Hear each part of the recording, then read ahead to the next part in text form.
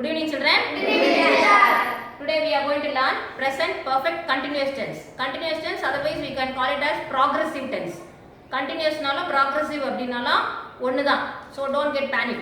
Okay, ஐயோ இது வேற அது வேற அப்படின்னு நினச்சிக்காதீங்க, ரெண்டு ஒன்று தான். இந்த present perfect continuous tense நம்ம எப்போ யூஸ் பண்ணுவோம் அப்படின்னு பார்த்தீங்கன்னா, an action that has started in a certain point in the past and is still continuing in the present.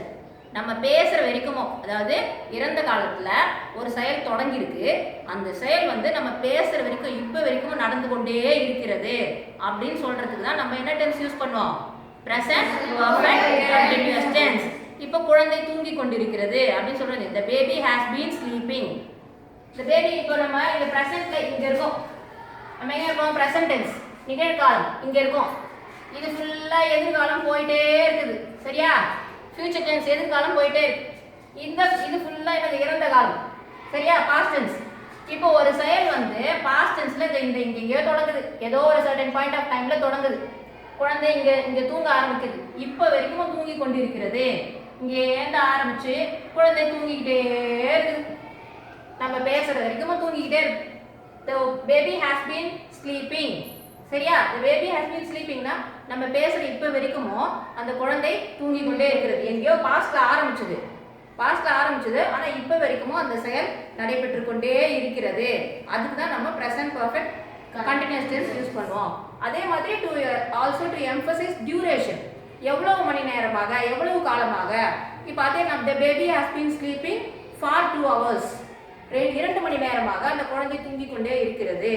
The baby has been crying for 3 hours, அந்த குழந்தை அழுது கொண்டே இருக்கிறது. இப்போ வரைக்கும் அந்த செயல் நடைபெற்று கொண்டே இருக்கிறது அப்படின்னு சொல்றதுக்கு தான் நம்ம என்ன யூஸ் பண்ணுவோம்? present perfect continuous tense.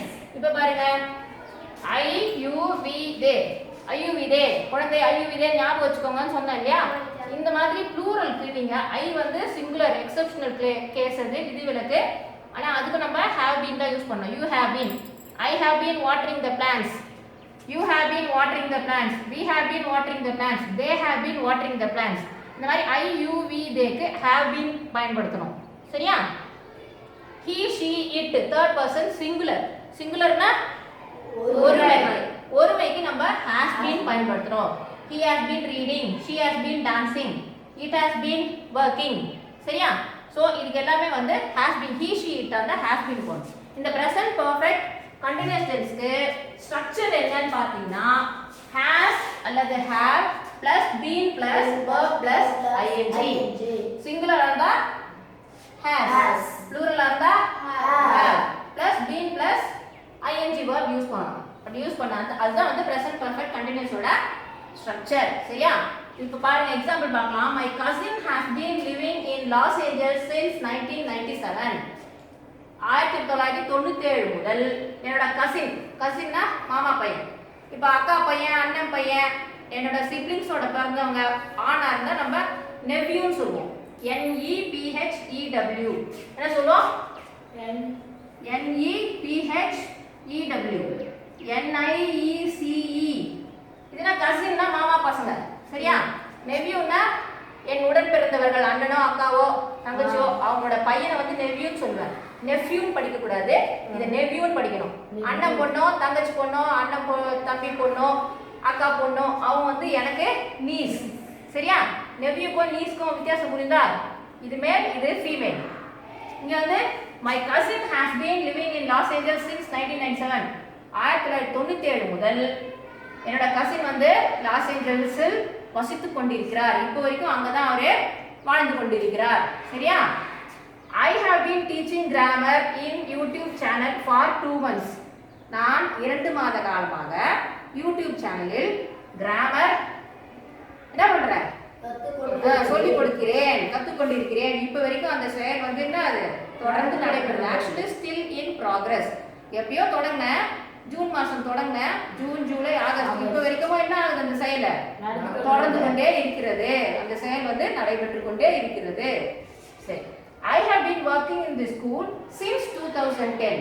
நான் இந்த பள்ளியில் 2010 முதல் பணிபுரிந்து கொண்டிருக்கிறேன். 2010ல சேர்ந்தேன். 2010 இப்போ நடக்குது? நோ, இப்போ 2017. 2010ன்றது அப்ப பாஸ்ட் தானே. பாஸ்ட்ல தொடங்கின செயல் இப்ப வரைக்கும் அந்த செயல் நடைபெற்று கொண்டே இருக்கிறது. இந்த பள்ளியில் நான் 2010 முதல் பணிபுரிந்து கொண்டிருக்கிறேன். Action is still in progress. இன்னும் நான் வேலை செய்து கொண்டுதான் இருக்கிறேன். புரியுதா? அடுத்தது தி ஓல்ட் மேன் ஹாஸ் பீன். இங்க வந்து ஐ ஹேவ் பீன் போட்டிருக்கோம். ஓல்ட் மேன் வந்து சிங்குலர், அதனால நம்ம ஹாஸ் பீன் போட்டிருக்கோம். சரியா? the old man has been waiting since 7 o'clock. அதாவது குறிப்பிட்ட நேரத்தை சொல்லணும் அப்படின்னாக்கா நம்ம since யூஸ் பண்ணணும். எவ்வளவு காலமாக, எவ்வளவு மணி நேரமாக டியூரேஷன் சொல்லணும்னா அப்ப நம்ம for பயன்படுத்தணும். சரியா? குறிப்பிட்ட நேரத்தை சொல்லணும்னாக்கா since 7 o'clock, since 2010, since 1997. எவ்வளவு மணி நேரமாக, 3 மணி நேரமாக, ஒரு வார காலமாக, அந்த மாதிரி எவ்வளவு நேரம் அப்படின்னு சொல்றது for யூஸ் பண்ணுவோம். குறிப்பிட்ட நேரத்தை சொல்றதுக்கு என்ன யூஸ் பண்ணோம்? since யூஸ் பண்ணோம். புரியுதா? இங்க பாருங்க. the old man has been waiting since 7 o'clock. அந்த தாத்தா பாருப்பா பால் பூத்துல 7 மணில இருந்து காத்துக்கிட்டு இருக்காரு. இன்னும் காத்து கொண்டு தான் இருக்கிறாரு. நம்ம பேசுற நேரம் கூட, பேசுற நேரத்துல கூட என்ன பண்ணிட்டு இருக்காரு? இன்னமும் காத்து கொண்டு தான் இருக்கிறார். பாவம் அவர் 7 மணில இருந்து இன்னும் அந்த தாத்தா வெயிட் பண்ணிட்டே இருக்காரு. சரியா? அப்புறம் the baby has been crying for 2 hours. இங்க பாருங்க for. ஏன்னா நம்ம குறிப்பிட்ட நேரத்தை சொல்லல. 7 மணில இருந்தா, 6 மணில இருந்தா, 5 மணில இருந்தா, போன வாரத்துல இருந்தா அப்படிலாம் சொல்லல. for 2 hours 2 மணி நேரமாக, 2 மணி நேரமாக அந்த குழந்தை என்ன பண்ணுது? அழுது கொண்டே இருக்கிறது. cryingனா என்ன அழுது? இந்த குழந்தை 2 மணி நேரமாக அழுது கொண்டே இருக்கிறது. இந்த மாதிரி நம்ம டியூரேஷனை சொல்றதுக்கு கூட நம்ம present perfect continuous tense எவ்வளவு மணி நேரமாக அப்படின்னு சொல்றதுக்கு கூட நம்ம அந்த டென்ஸை யூஸ் பண்ணுவோம். அடுத்து பாரு, they have been playing football for 3 hours. அவர்கள் ஃபுட்பால் விளையாடி கொண்டிருக்கிறார்கள். எவ்வளவு மணி நேரமாக? 3 மணி நேரமாக. for 3 hours 3 மணி நேரமாக என்ன பண்றாங்க? அவங்க ஃபுட்பால் விளையாடி கொண்டு இருக்கிறார்கள். my son has been watching television since morning. என் பையன் காலையில இருந்து என்ன பண்றான்? டிவி பார்த்து கொண்டிருக்கிறான். இப்போ நான் பேசுற வரைக்கும் அவன் டிவி பார்த்து கொண்டிருக்கிறான். ஆக்ஷன் வந்து முற்று பெறவில்லை. Action is still in progress. Action is continuing. ஒரு செயல் வந்து பாஸ்ட்ல தொடங்குச்சு, நம்ம பேசுற வரைக்கும் அந்த செயல் தொடர்ந்து நடைபெற்று கொண்டிருக்கிறது அப்படின்னா நம்ம பிரசன்ட் பர்ஃபெக்ட் கண்டினியூஸ் டென்ஸ் பயன்படுத்துவோம். சரியா? Action is unfinished. whereas நம்ம பிரசன்ட் பர்ஃபெக்ட் டென்ஸ்ல பண்ணும்போது I have read the book அப்படினா நான் அந்த புக்கை படித்து விட்டேன் அப்படினு அர்த்தம். படித்து முடிச்சிட்டேன்னு அர்த்தம். I have read the book. I have been reading the bookனா அந்த புத்தகத்தை நான் இன்னும் படித்து கொண்டே இருக்கிறேன். அது வந்து unfinished task. முடியல. புரியுதா சொல்றது? பிரசன்ட் பர்ஃபெக்ட்டுக்கும் பிரசன்ட் பர்ஃபெக்ட் கண்டினியூஸ்க்கும் அதான் வித்தியாசம். பிரசன்ட் பர்ஃபெக்ட்னா முடிந்து விட்ட செயல். இப்பதான் செஞ்சு முடிச்சேன். I have watered the plants. நான் இப்பதான் செடிக்கு தண்ணி ஊத்தி முடிச்சிட்டேன்னு அர்த்தம். I have been watering the plants னா நான் செடிக்கு தண்ணீர் ஊற்றி கொண்டிருக்கிறேன். தொடர்ந்து. அது வந்து finished task, இது unfinished task. புரியுதா சொல்றது? சரி, இப்போ ஏதாவது டவுட் இருக்கா? பிரசன்ட் பர்ஃபெக்ட்லயும் பிரசன்ட் பர்ஃபெக்ட் கண்டினியூஸ்ல ஏதாவது டவுட் இருக்கா? ஒண்ணுமே டவுட்டே இல்லை, எல்லாம் கிளியரா இருக்கு. இன்னொரு ஒரு ஆக்ஷன் வந்து இது சம பண்ணிக்கலாம். இப்போ நம்ம பிரசன்ட்ல இருக்கோம்.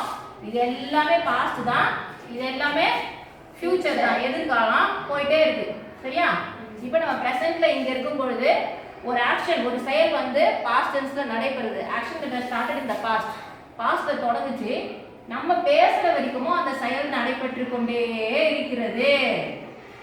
இப்போ வரைக்கும் அந்த செயல் நடைபெற்று கொண்டே இருக்கிறது. He has been drawing, he has been swimming, she has been painting, she has been cooking, she has been washing, they have been playing, we have been learning, we have been learning grammar.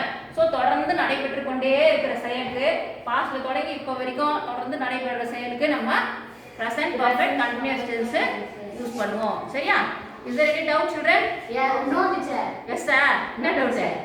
எதுவும் doubt இல்லையா? No teacher. Okay, thank you children. Thank you teacher.